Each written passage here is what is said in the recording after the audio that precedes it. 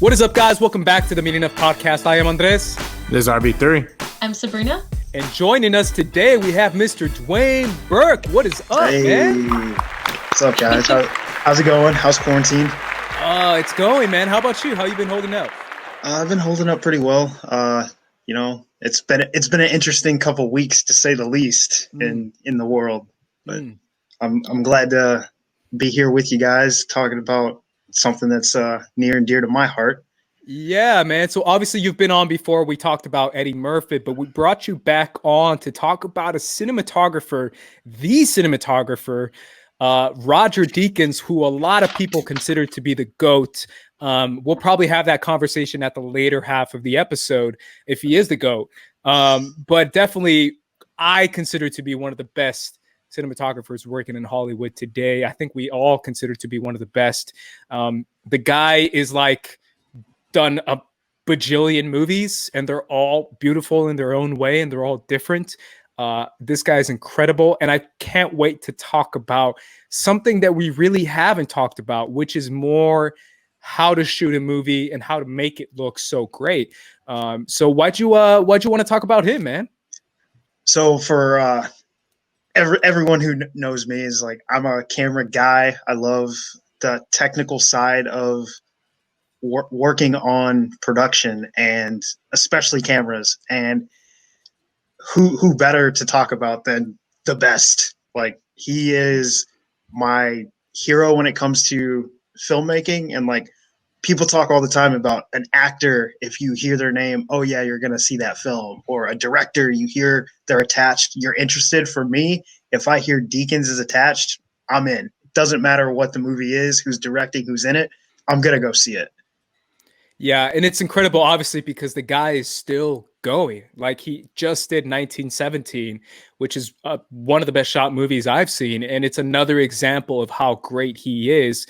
RB3, do you have a connection to Roger Deakins as well? Yeah, I mean, similar to my man Dwayne here, I love the camera. I love cinematography. I love looking at the visual aesthetic that, camera movements and lighting and cinematography in general could just have an impact on a movie. And, Roger Deakins is one of those guys that when you watch every single one of his films, whether it's his work with different directors or whether it's, the bigger action stuff like 1917 or like Skyfall, or if it's the more quiet, more intimate movies like Revolutionary Road or like, Fargo or something like that, it feels he has like such a wide range of what he's able to do.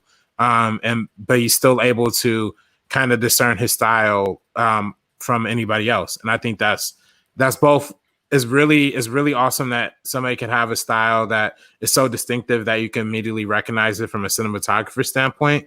But it also blends and weaves so intricately into the storytelling itself to where you won't even notice it. So, when you look at his IMDb, there's a lot of movies that he's done, but then you look a little further and there's a lot of movies that you didn't know he's done, because it's just how well his mind for visual storytelling is able to compute all of this stuff into fine-tuned cinema. So I'm a huge fan of Roger Deakins. Yeah, and it's obviously the best when you get to see it on a big screen and you get to see it in a movie theater.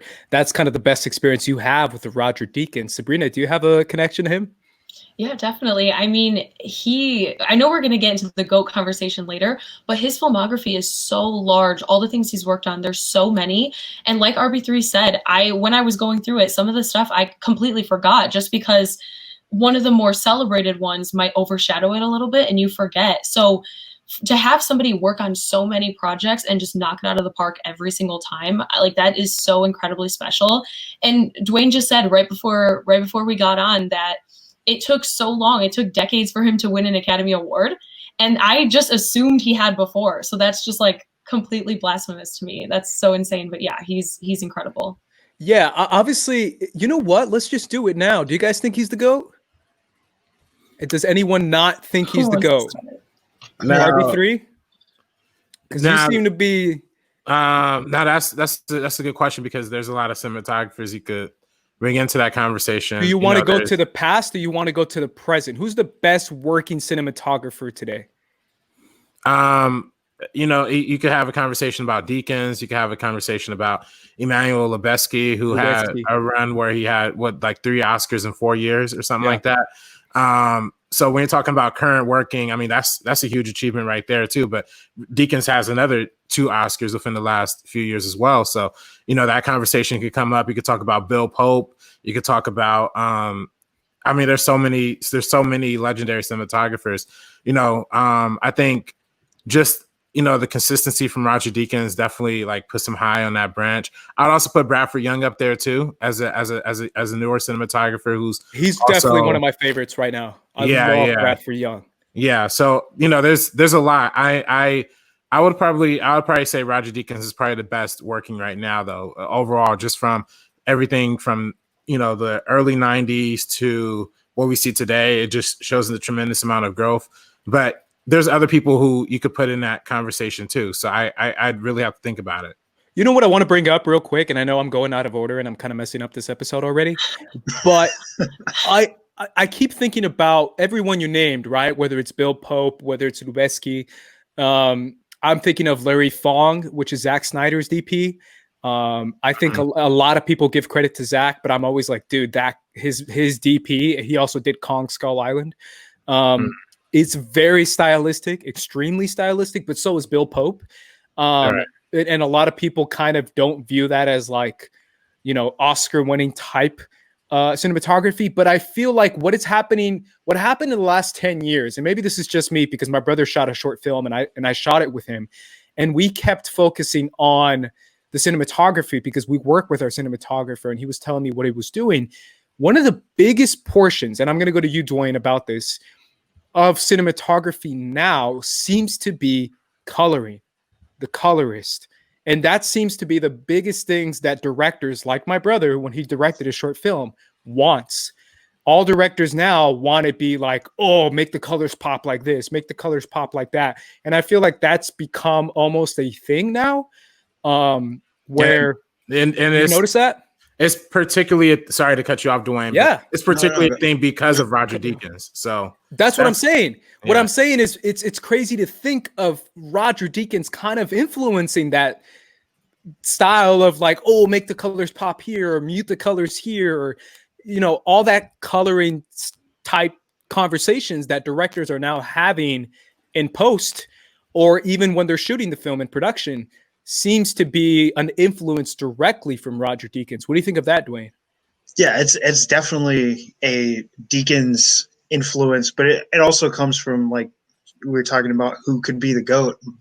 I'd only put him up against Lubezki. Like when you're looking at not just the colors and all that, but the technical achievements that they've been able to create on film, like with Lubezki shooting The Revenant all with natural light. Like, yeah. That's crazy. Yeah. Deakins did for 1917, being able to, create that single take feel, that camera following one character throughout the movie. Like, that is a technical marvel, just like from a technical standpoint. And things like that for me is what separates those two in particular from everyone else. But definitely that color, the color grading and color correction type thing. It's one of those things that when you think about some of the most beautiful films, you always think about how it looked. Like how did the colors pop, or how did the muting or diluting of the colors affect the way you felt when you were watching what was going on screen, and how something that small can change the way a scene feels is insane. Think of La La Land, right? I mean, La La Land, the guy won the Oscar. I forget his name. Sorry. But homie made those colors pop, and that's kind of what won him the Oscar. But obviously, not just the homie, but legendary colorist Natasha Lemon. I was gonna look her up, but you brought it up, and she's responsible for a lot of the great color correction that we see recently. And speaking to the Deakins usage of it, he literally pioneered the majority of what we consider modern color correction with "Oh Brother, Where Art Thou?" Where that was literally the first time that they took film, transferred it and looked at different ways they could make the sky more blue, but then the textures more orange, and they took specific color grading and innovated it that way. So Deakins has had the advantage of technology becoming better and better as one of his tool belts in his craft. And he's actually probably one of the few DPs that's a genuine example of how they've been able to develop their look, their style, and their expertise as technology developed. He started off in film, but now he's largely embraced digital to the point where pretty much every film that he shoots is on digital. So he's a pioneer for filmmaking and technology and being on top of all that stuff. Well, speaking of that, I want to go to you, Sabrina. Speaking of technology, what do you think of the whole, and I think this is kind of overlooked right now because I feel like a lot of people don't talk about this community, but the CGI community and the aspect of adding effects and adding digital effects to what a DP has already shot. What do you think of the whole fusion now that is going on between CGI and cinematography? Well, the thing is, like, I think it's definitely something that can add so much to a film since we have the technology to do it now, as long as it makes sense. Like, I mean, everything we have, like, I'll talk about my favorite underrated that's like not even underrated in a little bit once we get to that point. I think that's going to be all of ours. Yeah. And the thing is, like, it's not like it's like style over substance. The style he's adding genuinely adds so much more to the film in every shot. It's not just like, oh, this shot is pretty. It's like, oh, this shot is also, it's beautiful and profound, and it adds so much to the story. And that is literally the decades of work he's put into film and filmmaking is really why I believe that he's genuinely the GOAT. To follow up on that, who deserves credit then? I mean, I'll go to you, Dwain, with the same question, but I'll go to Sabrina first. When it's that much of a fusion between the colorist, the CGI artist, and a cinematographer, yet the cinematographer gets the most amount of praise. Yeah. What do you think of that, Sabrina? It's definitely a difficult kind of question because the cinematographer kind of lays down like the groundwork. I feel like they start out that foundation and then other people are adding to it. So I do believe that they should get credit as well, because they really are like changing a lot of aspects of what we're seeing. But I don't know. That's a tough question. What about Dwain? What do you think, Dwain? So it is a tough question, but I do think when you're dividing up the responsibility or who can like mess it up the most, it's the cinematographer, because you can't color correct something if it's shot horribly. Like for CGI, like where you have to insert CGI, if the lighting's not correct, like it's going to throw off the whole scene when you insert that CGI. So it's probably like 50% on the cinematographer, and then you split up the rest of it between all of the different people that also have to work on that scene. But without that cinematographer setting everything up correctly, getting the lighting correctly, making sure the focus is good, like no one else is able to do their job. Yeah, obviously. Yeah. I also want to kind of talk about that a little bit before we say our underrated pick. I wanted to do this segment of us choosing one of our favorites, but not saying it's our favorite and saying it's underrated, even though it's not underrated. But go ahead, RB3. Oh, no, I just wanted to comment real quick on how we're talking about La La Land, and the La La Land cinematographer is Loomis Sandgren. And I heard an interview with him, and he was talking about how in La La Land, even though it was a heavy use of color correction, you can't color correct bad lighting. So like, no matter what, the principles of cinematography are always going to be there on set, like how you capture the footage in and of itself. Now, I think we talk about a movie like Life of Pi. I think that's a slightly different situation because that movie's like all green screen. But, you know, I think with Roger Deakins, he's made it a clear point that he doesn't like the overusage of CGI. I know for Blade Runner 2049, there's a scene where there's, you know, when they had the two women kind of overlaid on top of each other when they were having that conversation with Ryan Gosling.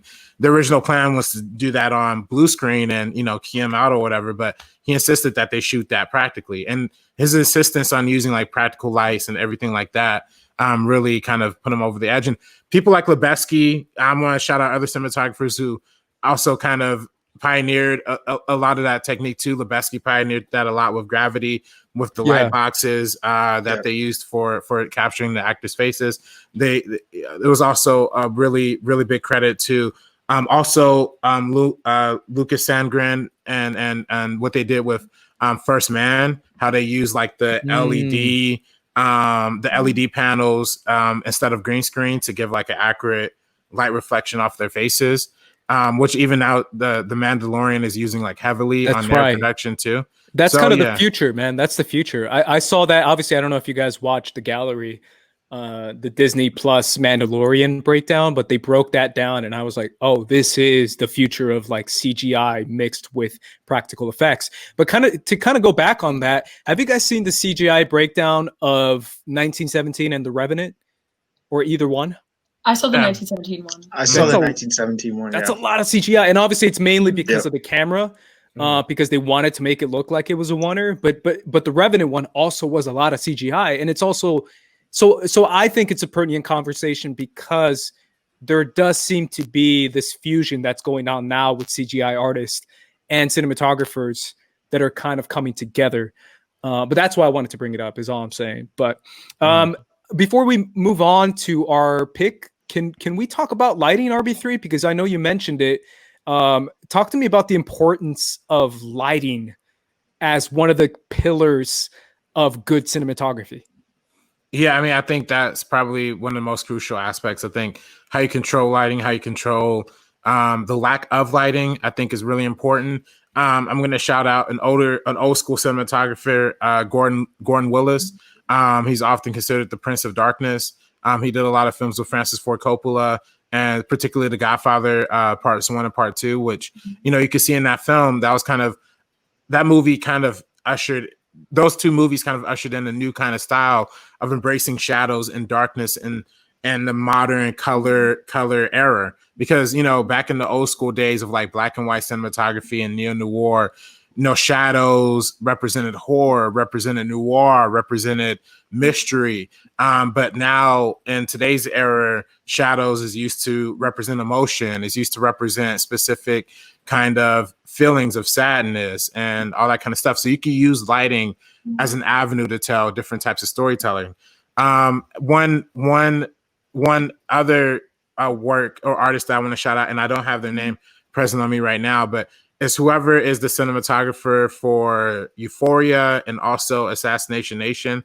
I believe there's like some crossover in the cinematography teams on those things because they're all created by the same person. But the way they use lighting in both Euphoria and especially in Assassination Nation with like the potent colors and all this kind of stuff, a lot of that comes back from like influences from like Gaspar Noir and all this kind of stuff. But it's really powerful and potent way to also add another layer of storytelling, mixing the color and the lighting. So yeah, I think lighting is probably the most important part, and it's the part that's most important like on set too. And if you don't get the lighting right and you can't get things right, you're not gonna have a good production or good post production. Yeah, Dwayne. Yeah, for sure. When you brought up Blade Runner 2049, the first thing that popped into my mind was the scene when he's on the like walkway, and it's the huge projection of joy. And like if the lighting's not right when they go to Ryan Gosling's face, like you're immediately going to be like, that's not real. He's not really seeing this because the light on his face doesn't play the right way.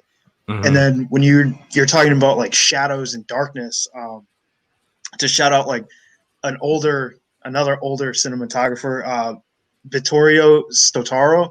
He was the cinematographer for Apocalypse Now, which is like, for me, that whole story is about lights and shadows and just like inhumanity. And without the cinematography and the lighting playing that story on screen, like you lose a lot of the emotion and some of the gravity of that story if you don't have someone who really understands how to make those transitions from the light to the dark with actual lights. Yeah, and obviously when you work on set, one of the biggest partnerships, relationships that I kind of pay attention to, at least when I'm on set, is the relationship between a director and a cinematographer. And I always have a question of how does that work? Who gets the most credit? When people say that's a really well shot movie, it's beautiful, and they praise the director, I always kind of go back to the cinematographer. What do you think of that relationship, Sabrina, and how Deakins does it so well? Obviously, we're going to talk about the ones that he does it with the most. Sam Mendes, Denis Villeneuve, and the Coen brothers. But he has this almost symbiotic relationship where they're thinking the same thing and they can both amplify the movie.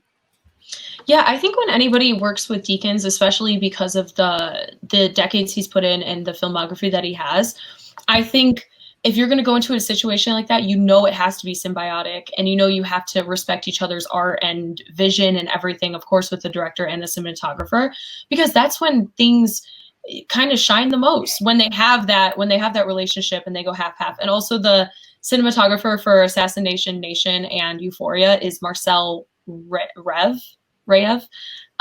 So yeah, big shout out.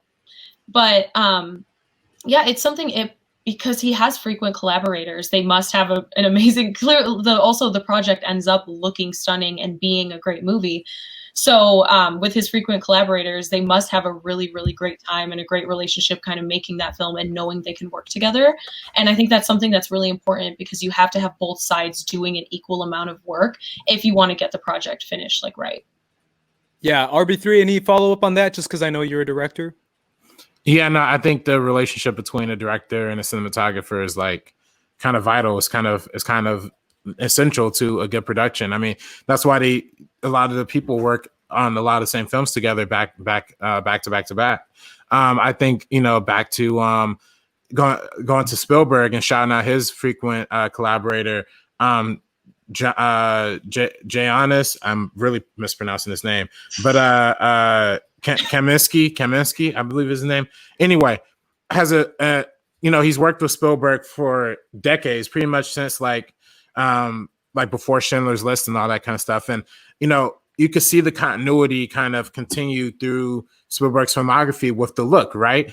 And a lot of the times the DPs are responsible for creating the look that becomes familiar with the director's film. So, and in the case of Kaminsky here, he literally, there's always stories of, on Spielberg movies of them dumping an entire light truck of light just to fill up the entire room. And you see that in Spielberg movies, like you see in Catch Me If You Can, like all the windows are super blown out with like light pulsating through them. You see that in Lincoln, you see that in a lot of these films, and it's a very specific style, but that style creates the aesthetic that we become familiar with Spielberg for. So it's really, is really an impactful relationship. And I think also with directors who like to repeatedly work with actors, when actors also have build relationships with DPs too, with cinematographers too. Like they're, a lot of times when a director, I believe Roger Deakins even said this in an interview with Hollywood Reporter a little while ago, a couple years ago. But when you look, when the first thing an actor sees when a director yells cut is the cinematographer in the lens piece. That's the first person who looks up after a take. So they kind of built that relationship, that kind of quiet relationship, with the cinematographer as well. So that whole vibe and the whole energy and everything on set, just kind of feeling safe and feeling secure is important for like having a good shoot. So I think that's why people keep going back to Roger Deakins. Yeah, it's such an interesting relationship because I always think about it as an AD, which is what I've done twice. I've been AD twice, and it's hell. I was an AD for a short film, and then I was an AD for a commercial, and it's the most hardcore thing I've ever done in my life, because you're literally commanding everything. The director is just talking to the actors the whole time and to his DP.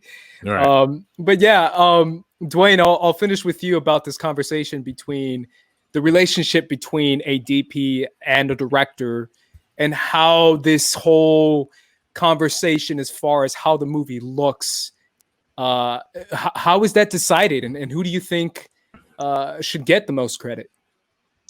I mean, how it should look, I think it's all on the director, but it's on a good DP will say, okay, cool, I got what you want. We'll make it work. Like me and RB3, when we work together all the time, we're just like, okay, this is what they want. This is how we're going to get it done.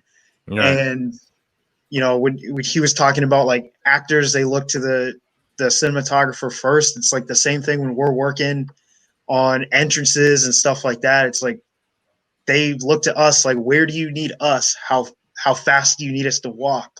Do you want us to stop? We're going to do this. How long do you want us here? And that all of that is vital, but it starts with the director, gets past to the cinematographer, and, you know, the vision being completed is from the cinematographer, but it starts with the director. Like he has to have something to tell the cinematographer what he wants. Otherwise, they're just going to sit there spitballing ideas back and forth. Like, yeah.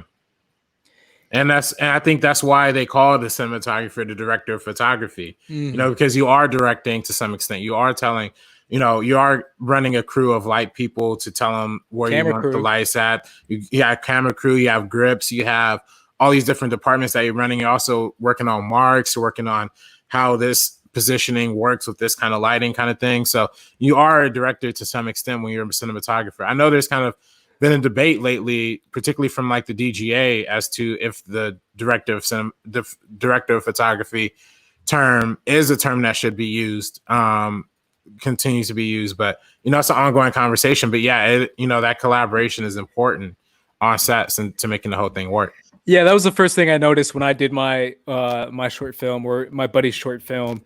Was like the whole like crew, like the camera crew, like the lens guy, this guy, like they all have their own team, the lighting guy, the grip, like you said. It's incredible what they do and how a DP works. All right, let's finish up before we go to break. One underrated or one just favorite shout out that you want to give as far as one of your favorites, Roger Deakins, cinematographer. Any movie that you think is a beautiful, underrated, not talked about enough. And I said I was going to start with Dwain, so let me start with Dwain. All right. I was tossing a couple in the air when we brought this up, but I think I'm going to go with, and it's going to be a little strange because it's not a practical film. I'm going to go with Rango. He was the cinematographer, and he did Rango, which what was the first animated film to beat Disney for like a decade or something like that. Yeah. It's like that film has such a distinct style and flair, and a lot of that has to do with bringing that practical cinematography background and knowledge into animation and translating that to make a more realistic and lived in felt world. So Rango is definitely going to be my pick. Is his underrated film. That's a good one, dude, for sure. Sabrina. Yeah, so mine's definitely not underrated because he won an Academy Award, but Blade Runner 2049. because to me, that's the best part of the entire film. Is the cinematography, is all of that. I mean, there are so many iconic shots in that, and that's all him. I mean, it is just so stunning. There, like Dwain said earlier, with Joy, her name's Joy, right? Joy and Ryan Gosling, like that part, the scene where he's just walking and he's in like an orange haze. I loved so many parts of that, and that's what I walked away remembering literally up until this point. Even when we did the Blade Runner episode with Dorina, that's what stood out to me the most about Blade Runner 2049, and that's why I talk about it, is mostly when I'm talking about his cinematography. Yeah, can you, just because that movie has so many great shots, can you name me like one or two of your favorites? Definitely the one with Joy and Ryan Gosling and him walking in the orange haze. Gosh, there's so many. I think those are my top two. Do you think the Las Vegas shots, you mean? Yeah. When they go to Vegas? Yeah. The Vegas, Yeah, so Vegas looks that one, because crazy. the thing is, that was in a lot of the promotion, and that's what got me into it right away. I remember watching Blade Runner back when I was young, and then seeing those in all the promotion, like in the trailers and things like that. That's literally what got my attention, because I was like, this looks stunning. This looks so cool. So definitely that one, yeah, the Las Vegas section. Yeah, obviously I can go around the table with that, just because for me, the temple that Jared Leto lives in, it's just like the lighting that goes down the hallway, it's just everything about it. I was just like, oh my God, this is insane how good this movie is. Yeah. RB3, what's your choice? Well, I'm gonna shout out one that's a Coen Brothers collaboration, and I'm gonna shout out our buddy Josh Trank. Salute to Josh Trank for I'm recommending this last week, but Barton Fink is I'd probably put as one of his most underrated ones. It's a really like great Hollywood film in and of its own, but like it's also a great like containment kind of thriller, like being stuck in this like kind of hotel apartment room thing. And then, you know, there's a lot of, without going into a lot of spoilers, there's a lot of fire that kind of plays a big element into like this movie towards the end. And the way that's just handled is just brilliant with the silhouettes and everything like that. So yeah, to me is definitely, I want to shout out Barton Fink. I feel like he's a master of that, obviously because of that 1917 shot with fire as well, but he does that quite a bit. All right, guys, you're going to me, and you know what I'm going to say. At least I think you guys know what I'm going to say. One of my favorite movies, I put it in my number 2 of the decade, Prisoners. That movie is gorgeous. It is stunning. The rain shots, the city shots, the everything, the framing, just it's nutty. I think that movie is so underrated, and the way it was shot is incredibly underrated. And that's our choices, guys. So after the break, make sure you guys stick around, because after the break, we're going to be talking about his collaborations with his directors. And we're also going to be ranking our top 3. So we just gave a little tease with that. And we're going to be ranking our top 3 Roger Deakins shot movies. So make sure you guys stick around. This ain't funny, so don't you dare laugh. With the 4/5 divide you in half. You getting at me equals a bloodbath. You do the math, take you out the equation.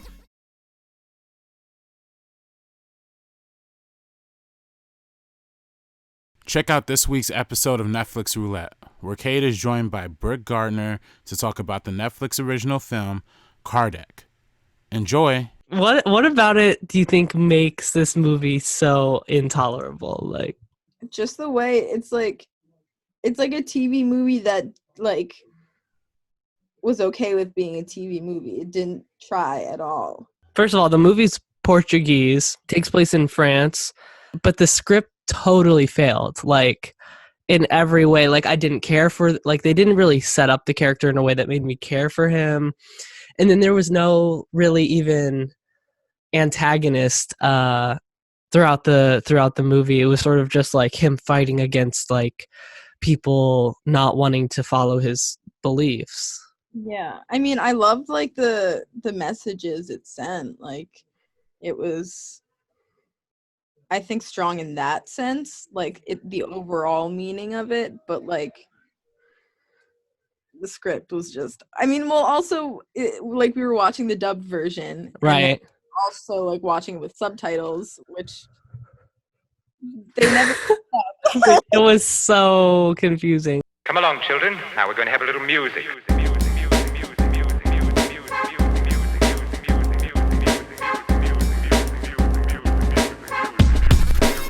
What is up, guys? We're back talking about Roger Deakins. Now we're going to get into his collaboration with several directors. Let's start with Denny. This is a new up-and-coming, well, he's not new, but he's an up-and-coming director that I feel like it's one of the most popular directors now. Everyone is so excited for Dune. People really liked Blade Runner 2049, even though a lot of people didn't see it. This is a guy who is getting a lot of attention, and he likes to work with Deakins. What do you think is the big standout with his relationship with Denny, Dwayne? They have a very distinct like visual style, and they're all very different as well. Like when you look at all 3 movies that they've done together, like Prisoners versus Sicario versus Blade Runner 2049. They're all very different, but they're all visually distinct and dynamic, which is, I think, the most impressive thing for me is how dynamic the different films are, especially Blade Runner 2049. Oh yeah, Sabrina. Yeah, no, I echo everything Dwayne said. It really it goes back to what we talked about earlier with that relationship, and you can see them both take on different types of films and work together to create something really, really beautiful. So I love their relationship. I wish he was working on Dune with him. Yeah. I feel like that would have been great. Yeah. Yeah. RB3, anything stand out? Yeah, no, I'm a huge fan of all three of these films. Well, not necessarily Blade Runner, but in terms of the cinematography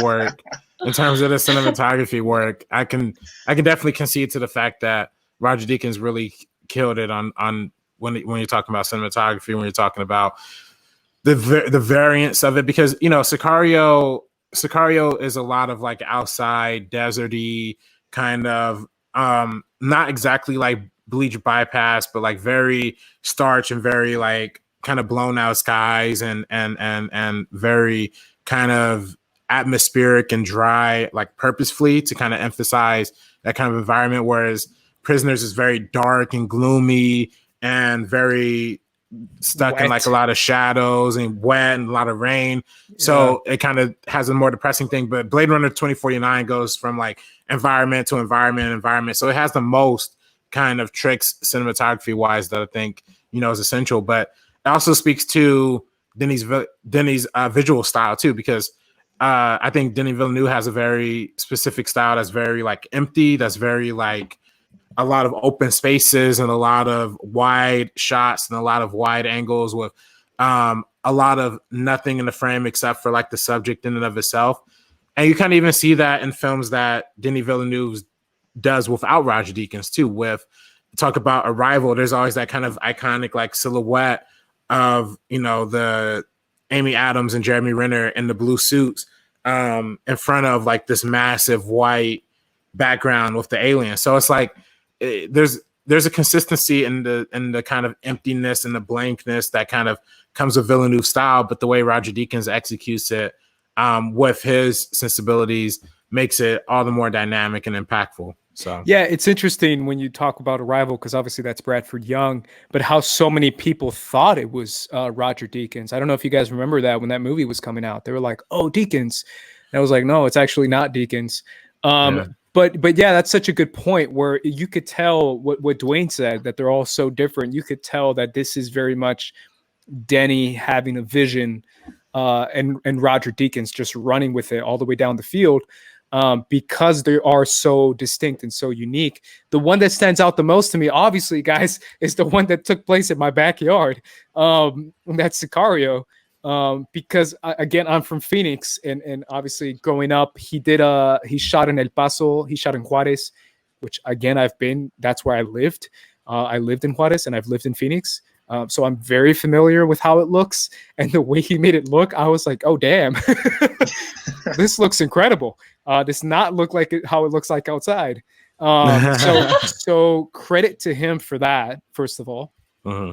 But let's move on to the Coen brothers, the one that kind of, I don't know, man. Like you said, this one just, especially Oh Brother, Where Art Thou, really just kind of stapled something, RB3, as far as what you can do through cinematography and through director of photography. Uh-huh. RB3. Yeah, no, I definitely agree. I mean, the Coen brothers is probably his earliest collaborative team that he's kind of worked with. I know they've done films together from the late 80s to even modern times. I think their most recent collaboration was Hail Caesar, which is actually one of my underrated picks too, because that movie I think is just great on a lot of levels. But yeah, Roger Deakins said, in an interview that when him and the Coen brothers first met, they knew immediately that they're on the same wavelength. And I think a lot of what Roger Deakins' style kind of implanted itself on the Coen brothers and vice versa. Roger Deakins, he has a preference for like shorter lenses that give a more intimate feel for character and subject. So a lot of times where some directors would prefer a longer lens with the camera being a little bit further away to kind of create this illusion of realness and intensity and all that kind of stuff.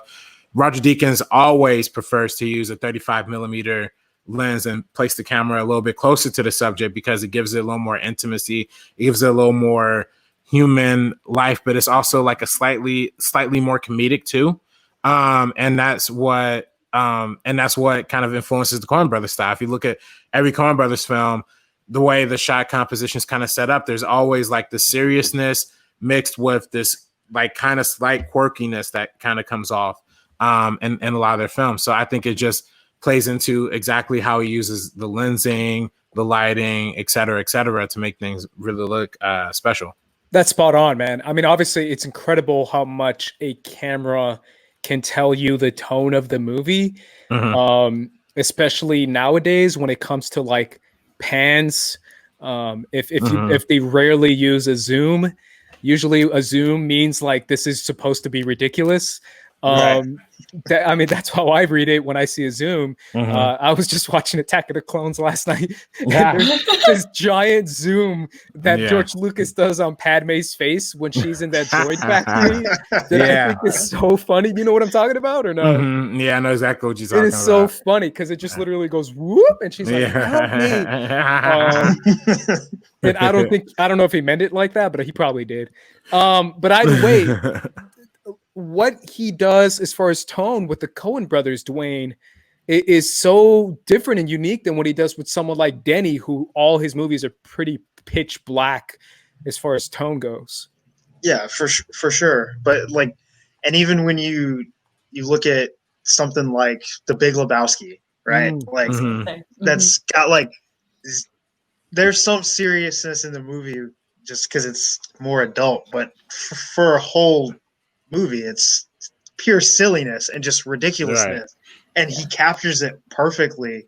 Like, and it's such a difference when you think of like No Country for Old Men or Fargo, or like the way he's still able to translate the feel and the aesthetic that the Coen brothers want. It's a perfect marriage, and like I don't know if I can think of a cinematographer director pairing that is better. Oh wow, really? Yeah. Are you there as well, Sabrina? Well, that's what I was going to say about The Big Lebowski. I was kind of fighting with that one in Blade Runner 2049 as being like one of my favorites, because that's a movie I enjoyed a lot when I was a kid, and it's because of the way it was all shot when you're watching it. Like you watch something like the sequence with like the bowling alley and all the legs lined up and how like playful it is and things like that. So yeah, it just is translated to screen so beautifully, and the way we absorb it is all down to, you know, them working together, but Roger Deakins' cinematography work with that. Yeah, obviously all that credit to Coen and to Roger. The most recent one we have is with Sam Mendes. Off the top, do you know how many movies he's done with Sam? Is it just 4? Yeah. Okay. Yeah. He did Jarhead, Revolutionary Road, Skyfall, and 1917. In 1917. Yeah, this one is interesting, right? Because obviously it's a little bit fresher because we just saw the movie a couple months ago, but it's still another style and another direction that he wants to hit. What stands out the most with Sam Mendes, RB3? I love his work with Sam Mendes. Again, he has this kind of beautiful use of like emptiness and starchness and like, again, not exactly like Bleach Bypass, but the whites are very starkly white and the shadows are very starkly kind of, you know, darker and all that kind of stuff. I've always loved Jarhead. Jarhead has always been one of my favorite Sam Mendes movies. We talked about it a little bit on our meaning of Sam Mendes. In fact, speaking of which, we've actually covered all three of these people on the meaning of I wasn't podcast. on Coen Brothers. Yeah, you weren't on Coen Brothers. That's right. Or Sam Mendes. Yeah, or Sam Mendes. Or You're Sam right. Mendes. Yeah, That's yeah, right. Yeah. You guys are canceling me out, man. But yeah, if you want to check those out, Coen Brothers episodes are are there too. But yeah, but with Sam Mendes, you know, Jarhead was their first collaboration together, but it kind of established a lot of the kind of visuals that we saw in 1917. You know, that movie has a lot of like that kind of fire effect. Like there's this nighttime scene where all this fire is kind of going off in Jarhead, same way in 1917. And then, you know, with Skyfall being one of the big, like kind of groundbreaking movies for digital cinematography. I always consider The Social Network to be one of those, and Skyfall to be one of those, because The Social Network did a lot with the Red camera and kind of established Red as like a household name for cinematography that's very like dark focused or Fincher-esque. But then, you know, but Roger Deakins used the more modern day RE cameras for Skyfall, and that gave it a very particular kind of look, and kind of created this perfect blend of like filmic texture and filmic dynamic range and lighting and the capture of light, but also having this really gorgeous, sleek, stark, colorful cinematography that you see demonstrated a lot when they go to like the scenes in like China and Shanghai and all that kind of stuff. So yeah, overall, I love their collaboration together. All four of their films together are just absolutely beautiful and amazing in all their own right. So yeah, obviously, when I think of Sam Mendes, I don't know why I think of lighting. Just that really stands out to me. Maybe because there's a lot of outdoors with Sam's movies. I mean, obviously in Skyfall, there's quite a few indoor movies. I mean, scenes. But I don't know. Is that where you go, Dwayne, or am I just reaching? For my first thought when I thought about their collaboration and how it differed in, say, like his collaboration with the Coen brothers or Denis, is motion.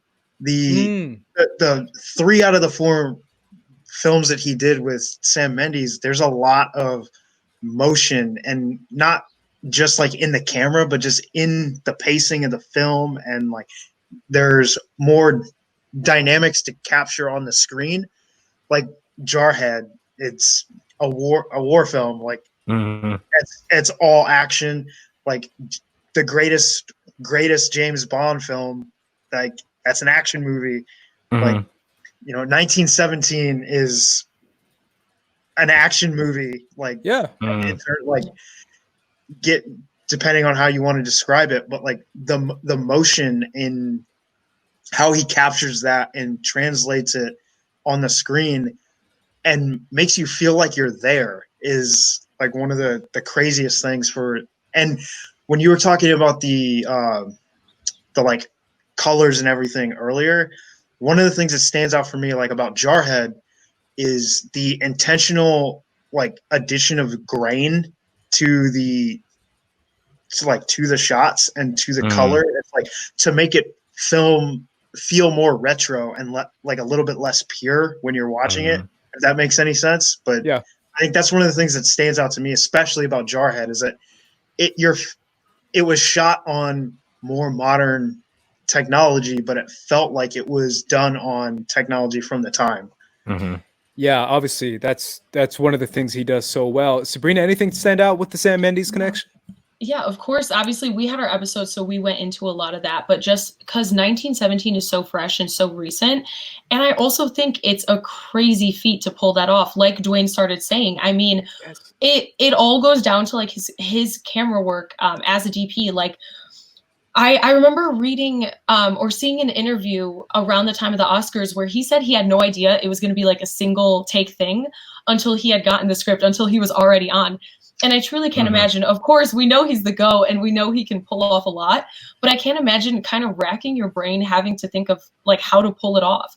And he does a really great job because we're in with the characters where we're going through this entire journey with them, and it never feels overwhelming unless it's supposed to. It never feels claustrophobic unless it's supposed to. And I think he does a great job of just doing everything and creating that atmosphere of tension, all in the camera work. It's truly something remarkable, and I'm so happy he won. I remember when we were all watching it this past year, I was just like, woo, because he truly deserved it. It's bold. It's an amazing feat. Yeah, obviously that's one of my favorite movies of last year. I think I put it as number 2. I love that movie and I think it's incredible.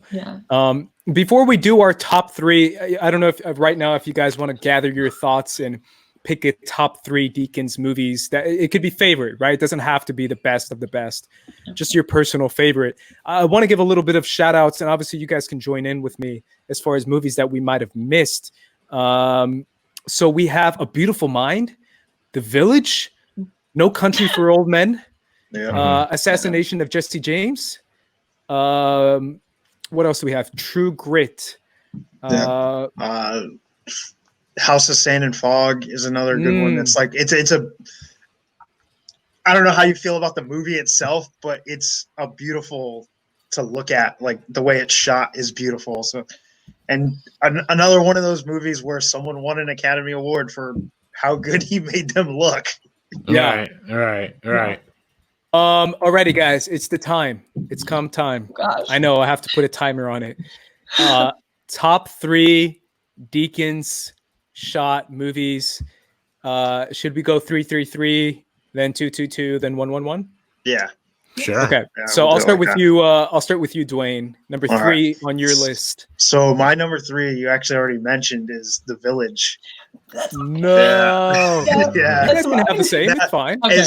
And no matter how you feel about the movie itself, you cannot deny how beautiful it is to look at and to watch. And like when you think about all of the work and the effort that went into make it look like that, like that's why it's number 3 for me, just purely from a cinematography standpoint. Like it's my number 3 for sure.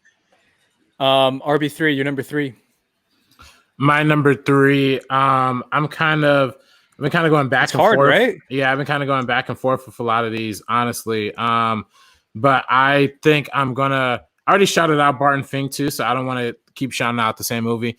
But I do want to shout out one that you also previously mentioned, The Assassination of Jesse James by the coward Robert Ford. One of the best movie titles I think of all time. And I think just literally awesome just cinematography.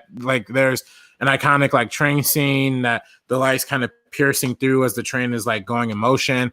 There's also that iconic scene where Jesse James is assassinated by the coward Robert Ford, and then they and just the way that whole thing is shot. And there's like been like mad parodies of it. I think there's even like a Yogi Bear parody of it. So yeah, overall it's just amazing, beautiful movie, and I can't help but to shout that one out for sure. This is a lot harder than I thought it would be. I'm just scrolling through it and I was like, oh crap. Sabrina, number 3. Yeah, so mine is also The Village. Come on, Dwayne. Could have given me one. No, but I think a lot of the movie's not awful. It's not the best. But I think what makes it work a lot is his camera work. I think that's kind of like the shining part of that entire movie, and without it, a lot of it would be lost, because he just has such profound, meaningful camera work all the time. And I think he captures something in that movie that if it was executed better, I think maybe he would get more praise for it, because it's one of the ones that I never really hear people talk about when they talk about Roger Deakins movies. And I feel like it should be, because he did a really, really great job. Yeah, obviously it's always tough to narrow it down. My number 3, Jesus, it's my turn. Let's go. I'm going to go off the board. Let's do No Country for Old Men. I think that movie, obviously, there's a certain style that he does with these almost Western style type movies, whether it be Sicario, No Country for Old Men, True Grit. Yeah. Robert Ford, Assassination. Like these are all these kind of Westernist, like Westerny type movies, but this is the one that I'm going to pick as far as one of my favorites. Obviously, I think Sicario, it has a different vibe to it, and I think it's beautiful, but this would be the one for my number 3. We'll go back to you, Dwayne, for your number 2. All right, so I'm going to throw a wrench in this. What I originally had as my number 2, I think I'm going to switch it out. And I'm going to go with Oh Brother, Where Art Thou? That film is not only is the film amazing, but it's so beautiful when you look the vibrant colors and just the way it brings everything to life, on top of the characters that already are so bombastic and like larger than life. He's able to translate all of that with the camera work as well. And I think it's a solid pick for my number 2. Oh yeah, Most 100%. definitely. Sabrina. My number 2 is Sid and Nancy. The Ooh. biopic. Oh, that's a throwback. Yeah, throwback. Yeah. I remember because I went through a phase when I was really young, kind of looking at like the lives of like rock stars. So I got into the whole story of Sid and Nancy. And if you know it, you know it's crazy. And I think he captures a lot of that with his camera work. He kind of captures that energy. He captures that like unpredictability in it. And I mean, Gary Oldman is incredible. I know that's not the point of this at all. But I mean, as a whole, this is a really, really great film that's super, I feel like, underrated because it doesn't get talked about a lot either anymore too much. It's kind of a deep cut now, but I definitely discovered it from Tumblr. So shout out to Tumblr for that one. because that's the reason I ended up seeing the movie for the first time. And since then I haven't seen a lot of people talk about it. So Tumblr did something right to my childhood. That's a very gritty, like very nasty, very like rock and roll type of movie. Yeah. And it completely fits the story that they're trying to tell. And so he killed that one. Yeah. Yeah, this is so tough. RB3, go ahead. I'm gonna go with my number 2. I already shouted out before, but I'm gonna go with Skyfall. Okay. As my number 2 because I just love everything from the train sequence. Another train sequence. I guess I just like trains. I like the opening sequence when I think they were in Turkey when they were like having the battle on top of the train, and he was like riding a motorcycle and all that kind of stuff. That looked really, really great. To, like I said, the parts when they're in Shanghai, to the parts where Javier Bardem was like intimidating him and his girlfriend and made him like shoot either the apple or him or her or whatever. Like there's like so many like great scenes like throughout that entire movie. They're just perfectly shot, really well done. And like I said, it kind of added like a new thing to a lot of movies that we consider now. So to me, it's honestly one of my favorites. And it made me look, and like I said, it made me look at the way you can use digital cinematography in a whole different way. So I really appreciate Skyfall. And to me, it's my favorite James Bond movie. And I think it's the perfect combination of like the 1960s Bond and like the modern Bond era. So I think the cinematography really reflected that as well. Yeah, there's so many cool shots in that movie, man. It's definitely one of my favorites for sure. I would probably, I don't know if top 5, maybe top 5 for me. Definitely top 10 for sure. But that one's up there for me too. I love his modern movies, man. Like I really do. I really do love Blade Runner 2049 and obviously all the Denny ones he did. Like these are tough. This is really tough. I'm gonna go with the classic. I'm gonna go Shawshank Redemption is my number 2.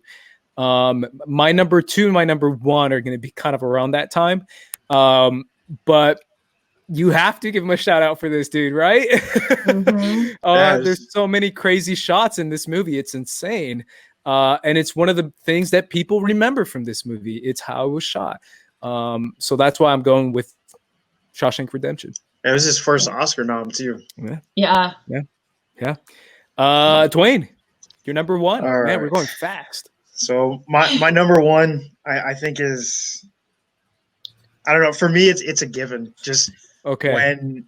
When you talk about just the technical marvel that was 1917, and all of the work and passion and love that went into what he accomplished with that film, like apart from being a great film, like he put on the masterclass of masterclass for cinematography, like the lighting for all of the scenes at night. Like it's part of what I do, trying to, like, outside of all of this, creating light at night and the calculations that you have to do to make that happen and to make it happen perfectly the way he did. That is on a whole nother level, and creating a way to make it seem like it's one take, and that I've seen how it was done and still just can't believe it.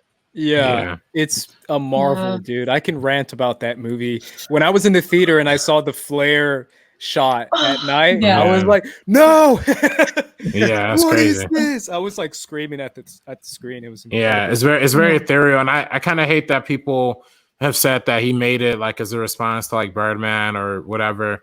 Because obviously Birdman won Emmanuel Lubensky an Oscar, but there's totally different things. Like Birdman is all about like acting and performance and theater, and 1917 is all about like spectacle and like visual and kind of the massive scale of it all. So that they're completely different things. I don't even think they're like comparable in any sense of the imagination.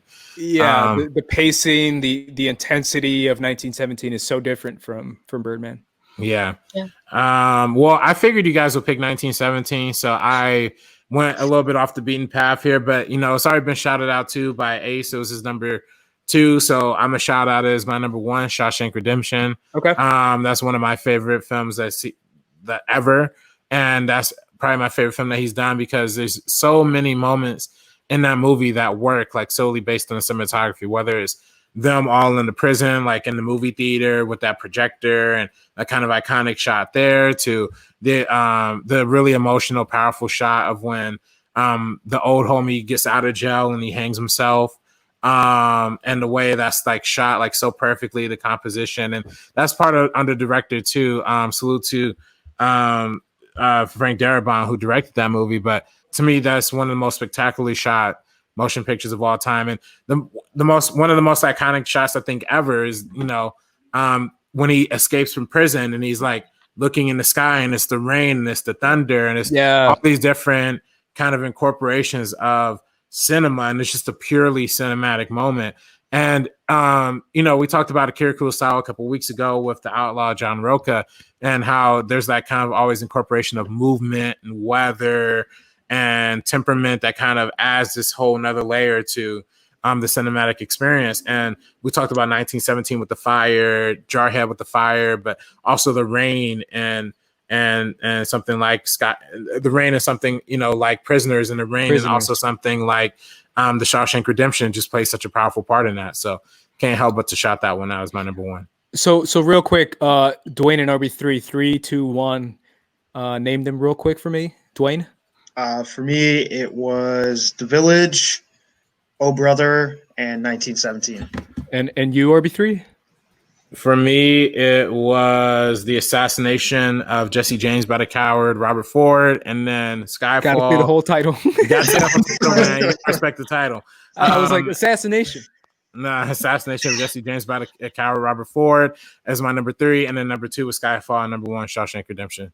All right, Sabrina. Yeah, so my number 3 was The Village, my number 2 was Sid and Nancy, and my number 1 was gonna be Shawshank Redemption, and then you said it, and then RB3 said it, and I was between that and 1917 anyway, so I'm going 1917, just because, like you guys said, that flare scene is so spectacular.